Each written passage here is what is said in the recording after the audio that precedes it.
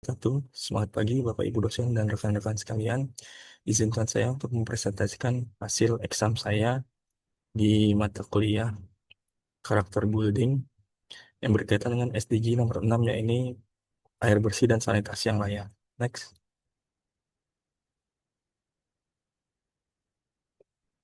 Berikut untuk biodata saya. Nama saya Andika Galih Pramesti, tempat tanggal lahir Jakarta 31 Januari 92.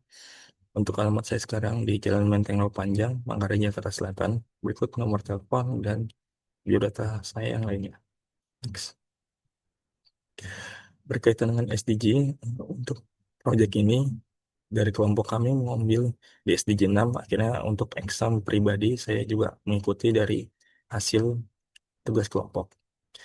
SDG sendiri adalah singkatan dari Sustainable Development Goals atau dalam bahasa Indonesia disebut Tujuan Pembangunan Berkelanjutan TPB. SDG adalah serangkaian 17 tujuan global yang ditetapkan oleh Perserikatan Bangsa-Bangsa untuk mengakhiri kemiskinan, melindungi lingkungan, dan memastikan kesejahteraan bagi seluruh orang pada tahun 2030. SDG 6 adalah air bersih dan sanitasi yang layak, yang merupakan tujuan yang menjamin ketersediaan dan pengelolaan air bersih serta sanitasi yang berkelanjutan untuk semua, agar semua orang di dunia memiliki akses terhadap air bersih dan sanitasi yang layak pada tahun 2030. Hal ini penting karena air adalah kebutuhan dasar manusia dan sanitasi yang buruk bisa menyebabkan timbulnya penyakit yang berbahaya. Next. Apa yang dimaksud dengan air bersih dan sanitasi yang layak yang saat ini sedang krisis ya Bapak sekalian, Bapak Ibu sekalian. Krisis air bersih adalah kondisi ketika ketersediaan air bersih tidak mencukupi untuk memenuhi kebutuhan manusia, baik itu untuk dikonsumsi, untuk sanitasi, pertanian, maupun industri. Air bersih merupakan kebutuhan dasar manusia yang berperan penting dalam menjaga kesehatan dan kesejahteraan masyarakat. Namun masih banyak di daerah di Indonesia di sekitaran kita yang mengalami keterbatasan akses terhadap air bersih. Menurut laporan Badan Statistik BPS, sekitar 30% masyarakat Indonesia menghadapi kendala dalam memperoleh air minum yang layak akibat infrastruktur yang belum memadai. Tidak adanya akses terhadap air bersih yang memadai juga berdampak langsung pada kondisi sanitasi masyarakat.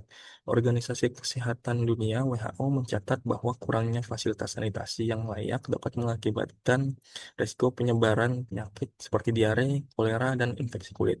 Hal ini menunjukkan bahwa akses air bersih dan sanitasi yang baik merupakan aspek penting dalam mendukung kehidupan sehat dan produktif. Selain dampak kesehatan, keterbatasan air bersih juga berpengaruh terhadap kondisi sosial dan ekonomi masyarakat. Banyak kalangan masyarakat, terutama di daerah pedesaan, harus menghabiskan waktu untuk mendapatkan air bersih. Studi dari United Nations menunjukkan bahwa negara dengan akses air bersih yang lebih baik cenderung memiliki tingkat kesejahteraan dan pendidikan yang lebih baik pula. Next. Berikut untuk formulation of the problem atau rumusan masalah. Air bersih dan sanitasi layak merupakan kebutuhan dasar manusia yang sangat penting untuk menunjang kehidupan yang sangat sehat dan bermartabat. Namun, hidup saat ini masih banyak, namun beberapa belakangan ini juga masih banyak ditemukan di berbagai daerah di Indonesia yang menghadapi kesulitan dalam mengakses air bersih serta fasilitas sanitasi yang memadai. Dari sana, kami mengambil rumusan masalah yang pertama, bagaimana masyarakat dapat memahami permasalahan ini dan berkontribusi untuk menyelesaikan masalah air bersih dan sanitasi yang layak, khususnya di daerah tempat tinggalnya. Yang kedua, apa saja tantangan utama dalam penyediaan air bersih dan sanitasi yang layak bagi masyarakat. Yang ketiga, bagaimana solusi yang dapat diterapkan untuk meningkatkan akses terhadap air bersih dan sanitasi yang layak. Next. Nah, dari temuan lapangan, berdasarkan hasil wawancara didapatkan beberapa permasalahan yang menjadi PR bagi masyarakat sekitar dan juga pemerintah. Berikut terangkum ada beberapa item yang telah kami dapati dan setelah saya coba wawancara sendiri untuk warga di daerah Bekasi, pinggiran Bekasi khusus. Yang pertama, di wilayah Bekasi, tempat narasumber tinggal, Sanitasi secara umum cukup baik, namun masih ditemukan kebiasaan buruk seperti membuang sampah sembarangan dan saluran air tergenang. Yang kedua, kurangnya air bersih menyebabkan hambatan besar dalam aktivitas harian. Yang ketiga, masyarakat sekitar hanya melakukan kerja bakti sebulan sekali dan itu tidak dilakukan secara rutin atau berkesinambungan.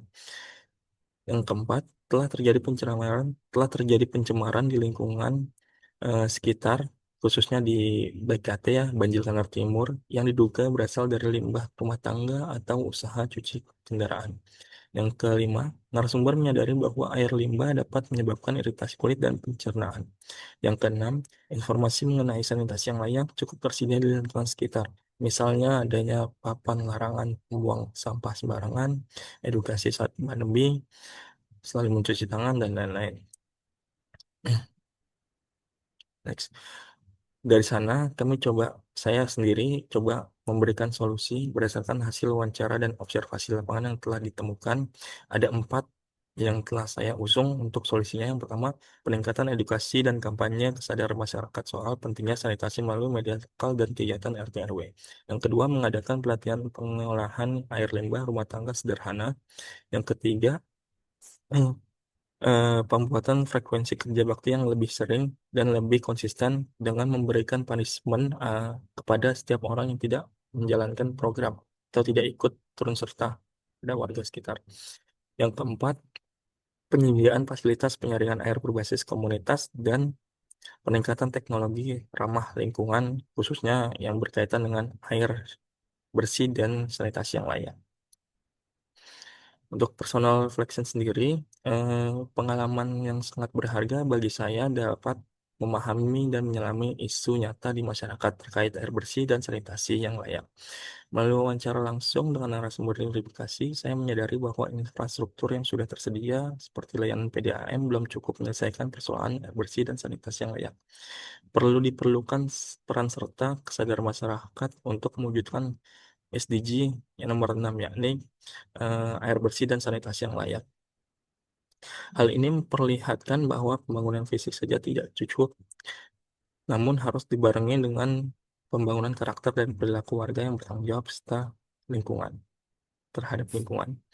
Dalam konteks building global awareness, saya merasa bahwa isu air bersih dan sanitasi yang layak bukan hanya persoalan lokal, tapi juga merupakan tantangan global yang memerlukan kolaborasi semua pihak.